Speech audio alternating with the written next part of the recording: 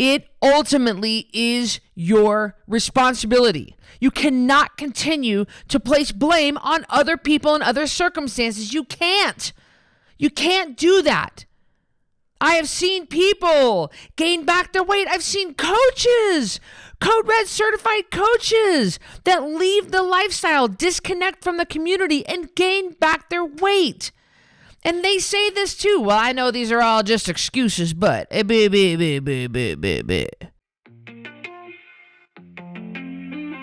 Christy Code Red, and you're listening to Rebel Weight Loss and Lifestyle, where we believe food holds the power to heal or poison, and we believe our society has been misled regarding proper nutrition and weight loss. You're in the right place if you're looking for some straight up truth, because I'm here to shed light on the lies and brainwashing that has taken place over the past 5 decades. Thanks so much for listening.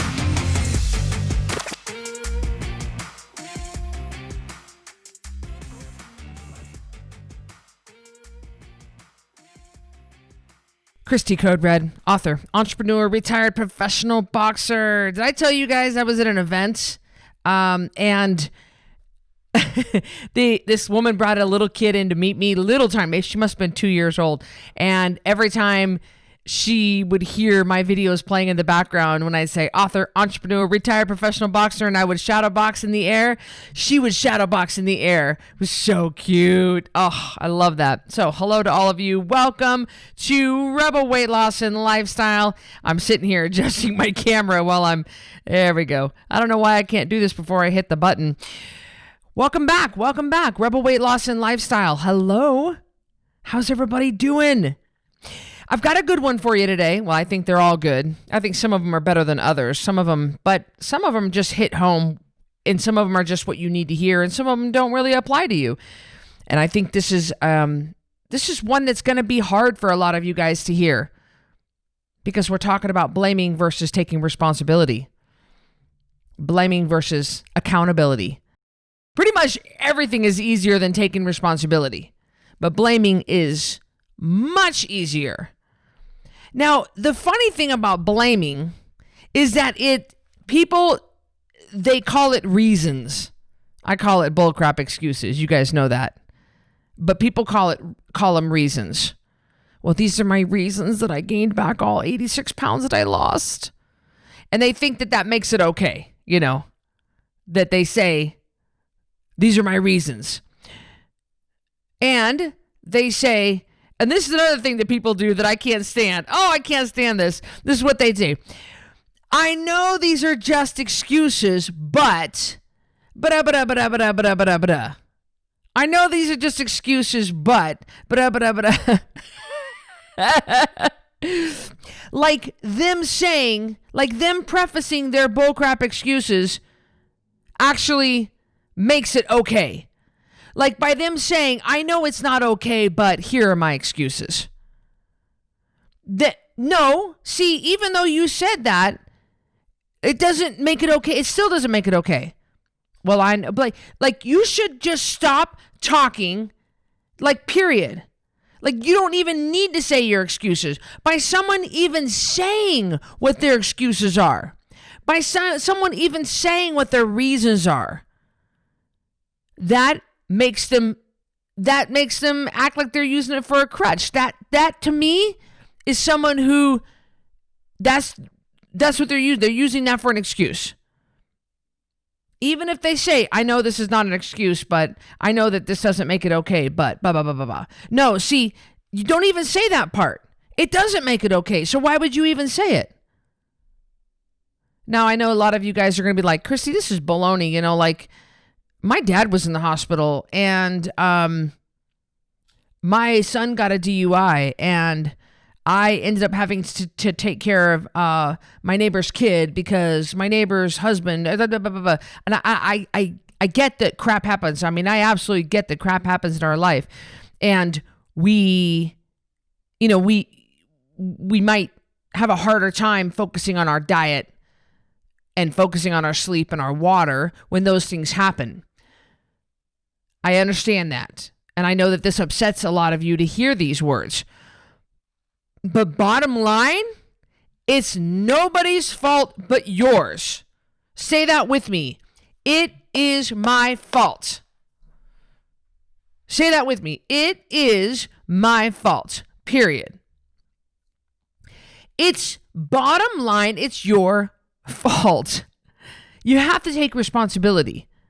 Some of you guys, I mean, if you're listening to me right now, chances are you have even been through a challenge or you have heard my other podcast.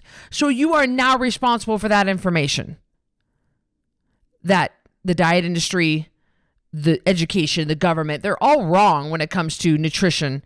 The traditional medical paradigm doesn't train doctors and nurses correctly. They don't even talk about nutrition. They don't do proper nutrition training. Any training they get is the food pyramid. It's wrong. All the training they've gotten is driven by industry and driven by pharmaceutical companies. They are taught to treat a pill with every ill, a pill for every ill. So there's you probably know all that leading into this podcast. You probably know all that. So if you have never heard that before, then yeah, okay, so it's truly not your fault. You don't know what you don't know. But chances are you have heard me before and you understand that the high-fat lifestyle is the proper human diet, that we eat a proper human diet. Okay, so let's just assume you know all that already. It ultimately is your responsibility. You cannot continue to place blame on other people and other circumstances. You can't. You can't do that. I have seen people gain back their weight. I've seen coaches, Code Red certified coaches that leave the lifestyle, disconnect from the community, and gain back their weight. And they say this too. Well, I know these are all just excuses, but and I just go, and yet they spent like years, months and years coaching other people into taking responsibility. I'm amazed. You have to take the responsibility yourself. You have to own it. With Code Red, it doesn't matter which one of my employees screwed up. It is my fault. I own Code Red. I am the top of the food chain. I am El Jefe. I am head honcho. It is my fault, ultimately. It is my fault. It doesn't matter if an employee dropped the ball on something. I have to do my due diligence by doing the checks and balance, by doing compliance, by making sure that everything behind the scenes, keeping my finger on the pulse of everything, that doing spot checks. It is my responsibility to keep these guys trained up, to make sure everybody is up to date on policies, procedures, and our rules and guidelines and what we're doing. It's my responsibility. Mine. Ultimately, it's mine. I've got to deal with the angry customer. I know that there are people in Code Red that deal with angry customers, and but ultimately, sometimes I have to call them up and I have to say, I'm sorry. That was so wrong. You should have been shipped that, Sally. You would not believe. Can I just sidebar here for a second? You would not believe how horrifically angry people get if for some reason their cookbook or their product does not get shipped. And our shipping department is absolutely phenomenal. I mean, we ship 200 items a day, and he doesn't miss a beat. Our shipping manager doesn't miss a beat. But once in a while, something like somebody, I don't know, it just falls through the cracks. There's a systems hiccup and there's a problem, and we have to, and that cookbook doesn't get shipped. I mean, instead of just emailing customer service or contacting us through our help desk and saying, hey, kind of weird, I know you guys have same day free shipping. Kind of weird though. I've ordered my cookbook like 13 days ago and it's still not here. Oh, shoot. Like that is a hiccup in our system. It hardly ever happens, but people get really, really, really mad. They never say that. They're never nice like that. They're really angry. They threaten to sue us. They threaten to, report us to fraud, all that stuff. It's really amazing how upset people get. But guess what happens? That is my fault ultimately. And usually I give that person that cookbook for free. I refund them. I ship them another one. Sometimes they get two because it's my fault. Ultimately, it is my fault. And if you truly want to be great, and if you truly want to reach the top, and you truly want to excel in what you're doing, you have to learn to take responsibility. You have to learn to say that it's my fault. It really is. It's not just something I'm saying here in front of the camera to you. I truly believe that. I truly believe that everything that happens with Code Red is my fault. Everything is my responsibility. We have divvied up. I have outsourced certain jobs to certain employees. But the buck stops with me. And the buck stops with you. You have got to learn to shift the blame from everybody else to you. You have to quit even blaming your dog. You got to quit blaming everybody. You won't get along with your mother-in-law. You're pissed at your kid's teacher. The guy didn't yield at the stoplight. My gosh, you should see how many things you will blame things on. You'll blame everything for being late. You're late to something. Oh my gosh, you'll say, you'll say to your hairdresser, I'm so sorry, I'm late. I mean, if everybody would just drive the speed limit, then that would, I just can't believe, I must have waited at that light for 6 minutes. I can't believe that I'm late. I couldn't get my garage door open. I can't believe I'm late. There were these people, they were driving so slow in the passing lane. No, bottom line is you are late because you did not leave early enough. Yes, it is nobody else's fault. You've got to plan for these things. You've got to think ahead, alternate routes in case the road is blocked because of an accident. You've got to plan ahead. I leave 30 minutes. I live 6 minutes from downtown. I plan 30 minutes everywhere I go. 30 minutes. I'd rather sit outside my beauty salon than be late. I really would. I'd rather sit outside and be live on Instagram for 25 minutes than be late for anything. But the bottom line is you are late because you did not leave early enough. And it is hard to, in your mind, and some of you guys, you just can't wrap your head around this. No, listen, no. Hey, that light was unusually red, for a long time, Christy. Nope. It's not the light's fault. It's not the other driver's fault. It's not the homeless person's fault who took a long time walking across the road with the shopping cart full of crap. It's not anybody else's fault. It's not the other people's fault because you couldn't find a parking spot. It's not these crosswalks' fault because it didn't have the little white walking man quick enough. It's not anybody else's fault but you. The bottom line is you did not leave soon enough. Are you getting this? Can you wrap your head around this? Nobody else's fault but yours. You got to shift the blame back to you.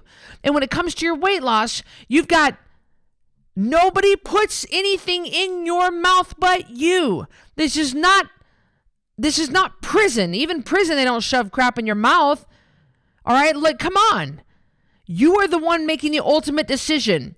Now, of course, when your dad's in the hospital and all you have is a vending machine choice and you don't have any backup food and the cafeteria is closed and all they have is coffee, you're just skipping a meal and you're starving and you got a headache. Yeah. I mean, that is a tough situation, and it's extra tempting when you are dehydrated and you're tired because you've been up all night long, and then now the little Debbies are staring at you in the vending machine. All they have is sugar in that vending machine. They don't have healthy crap in there. They don't have hummus and carrots. They don't have anything in there like that. Yeah, of course, a more difficult situation. You're absolutely right, but not impossible. Not impossible. Of course, if you got a death in the family and everybody's bringing over casserole, what's up with casserole and funerals? What's up with that? Because it's an easily transportable dish, I guess. I don't know.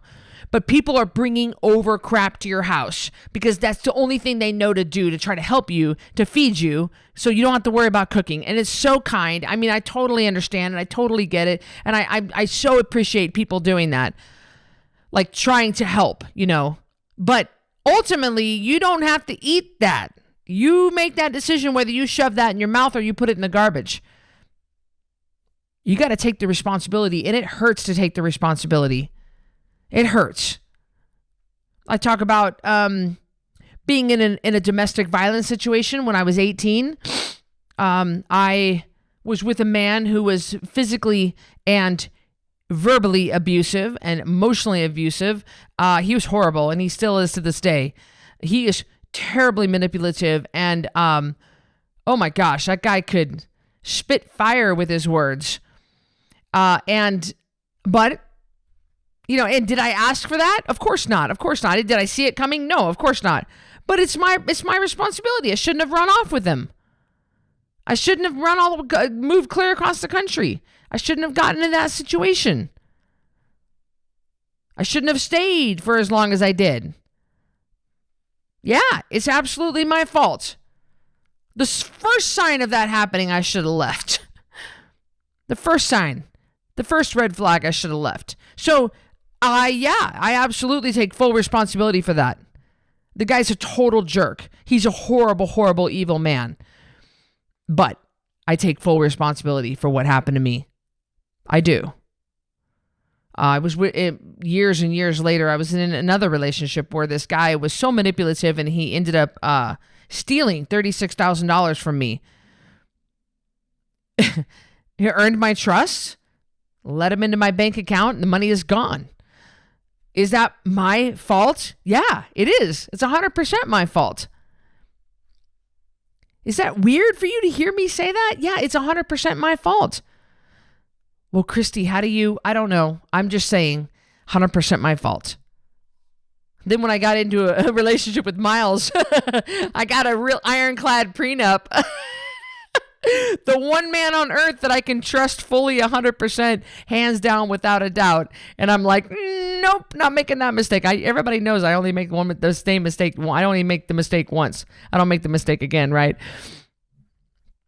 Entrepreneurs, they really get into this whole blaming the economy, blaming who's ever in office, blaming, how the stock market's doing. No, listen. Let me tell you guys something. There's a company out of Meridian, Idaho called Valiant Productions, and they are a company that puts on productions, events, okay, with the stage and the lights and the smoke and the music, and they have the LED screens, they have all the high-tech computer equipment, and they will put on this huge, they handle all the electronics for your event. Well, when COVID hit, ain't nobody doing any events. It would have been so easy for Valiant to just give up. And they didn't. They didn't blame COVID. They pivoted. And they set up a mini stage in this studio that they have in Meridian where you can rent this space from them to go there, and they will film your presentation. This is what I did for my Rebel for Life presentation, with the lights and the smoke and the 4K cameras and the music and the LED screens behind you. It looks like a real live huge Tony Robbins stage with just it looks amazing. And you record your presentation from there instead of them, because nobody's putting on an event. So now people fly into Meridian and they record their presentation there. How clever is that? That, to me, that impresses me so much, that a company did not blame COVID, even though it was the reason for their events stopping. What the reason was COVID. They didn't blame COVID. They pivoted. What can we do? They said.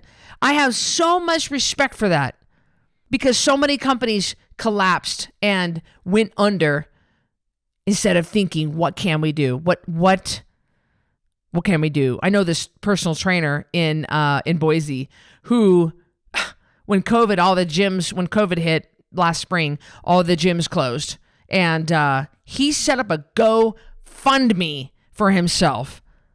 That just disgusts me to even think about that. When all the other trainers transitioned to online training, they started doing Zoom training. What can we do? I can train my clients online, where they were watching their clients in the living room and they were helping them out or whatever. It was all remote. And we had people like me who created Couch to the Gym, which is an at-home workout, 12-week at-home workout, long before COVID. But okay, I created it in 2019. But all these trainers, they pivoted and they created at-home workouts that didn't need a gym. And they they were able to feed their families. But this bullcrap trainer set up a GoFundMe account for himself. What the heck is that baloney? Oh, I was so mad when I heard that. I was like, really? Seriously? That's somebody who's blaming other things instead of taking responsibility and saying, I'm responsible for feeding myself. I'm responsible for somehow figuring out a way to get my information out there to the community that needs to hear what I have to say. And coming back around to you, I'm telling you, if you are placing blame on anything but you got to step back and take a good, long, hard look in the mirror and say, because ultimately, the buck stops with you. It is 100% all you that you gained your weight back. It's 100% all you that you did not adhere to the rules of keeping your weight off. What is it? You have to continue to get on the scale every morning. You have to continue to drink 100% of your water every single day. And you never, never, never allow sugar to come in your house. Ever. And you broke the rules. And the weight is now coming back on. Well, my kids, well, my husband, well, my in-laws, well. No, see, all you need to do is you say, it's 100% my fault that I gained my weight back, period. Don't say another word after that. Stop and put your hands in your pockets. That's how it goes. Don't feel like you got to justify what happened to you. This happens all the time when people are talking about their weight gain. They always, especially to me, they always give me an excuse. They can't not. I've never had anybody not give me an excuse. I've never had anybody just say it's 100% all me that I gained my weight back and actually stop talking after that and just look at me. No. They 100% of the time, they all have got to give me, but this happened. If Chris Gethin were to come to me, I worked with Chris Gethin for 12 weeks when COVID hit. I think it was all of April, all of May, and all of June. And if he would have come to me and he were to say, Christy, why haven't you kept up your workout? Why haven't you kept up your program that I wrote for you? Like, what have you kept it up? No. And I wouldn't even bother to say why. I would never even dream in a million years of saying to Chris Gethin why I never kept up the workouts. And well, it was, see, now here I'm starting to do it. I'm starting to do it to you. I caught myself. I just started doing it to you. I almost just say, well, this is the reason, and I started to rattle off the reasons. No. Christy, have you kept up your workout? No. I haven't kept up my workouts. No. Christy, have you kept up your diet? No.